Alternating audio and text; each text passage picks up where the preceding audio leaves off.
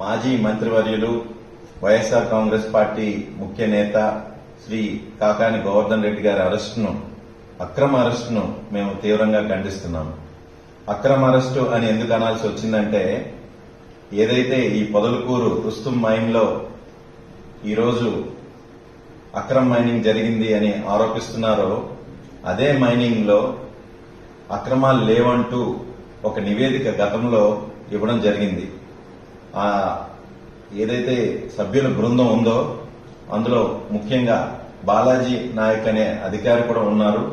ఇప్పుడు ప్రభుత్వం మారిన తర్వాత ఈ కూటమి ప్రభుత్వం హయాంలో మరలా తిరిగి నివేదిక సమర్పించేటప్పుడు ఏదైతే ఇంతకు ముందు మైనింగ్ లో అక్రమాలు లేవని ఇచ్చారో, ఈ రోజు అదే బృందం అందులోని వ్యక్తి ఉండగానే మైనింగ్ లో అక్రమాలు జరిగాయని ఇవ్వడం, ఇలా నివేదికలు మార్చి ఇవ్వడంలోనే ఇది ఒక తప్పుడు కేసుగా మనకు అర్థం అవుతుంది.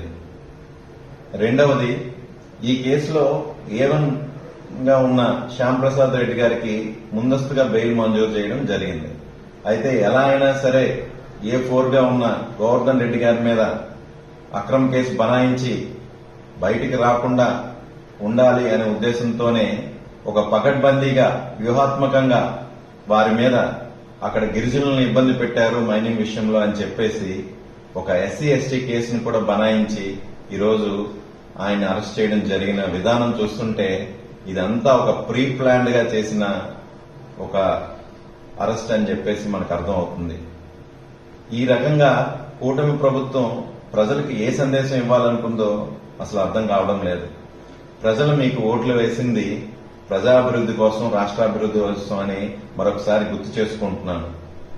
ఎందుకంటే ఇలా ప్రతిపక్ష నాయకులందరినీ కూడాను భయభ్రాంతులకు గురి చేసి వాళ్ళని అరెస్టులు చేసి మీరు ప్రజాస్వామ్యాన్ని ఖూనీ చేస్తున్నారన్న విషయం కూడా మీకు గుర్తు చేస్తున్నాను.